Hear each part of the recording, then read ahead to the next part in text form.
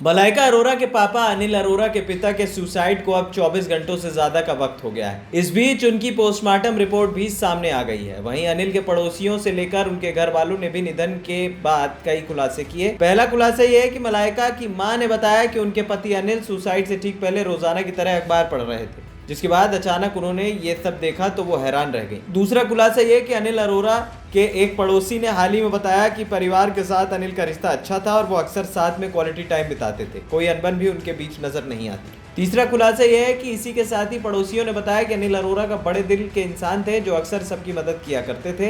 एक बार उन्होंने लीकेज को फिक्स करने में भी मदद की। चौथा खुलासा है दोनों बेटियों को उन्होंने कॉल किया था। कुछ मीडिया रिपोर्ट्स की माने तो अनिल अरोरा ने सुसाइड से पहले अपनी दोनों बेटियों को कॉल किया और कहा था कि वो बीमार हैं और काफी थका हुआ महसूस कर रहे थे। अनिल अरोरा के निधन के बाद पुलिस ने अपने ऑफिशियल स्टेटमेंट में बताया कि अभी कोई सुसाइड नोट बरामद नहीं हुआ है, वो उस मामले की सभी एंगल से जांच कर रहे हैं। वहीं लोग सवाल कर रहे हैं कि आखिर अनिल अरोरा ने अचानक अमृता और मलाइका को फोन करने के बाद ऐसा क्यों कहा था कि वो थके हुए हैं और दोनों बेटियों ने पापा की इस बात पर गौर क्यों नहीं किया।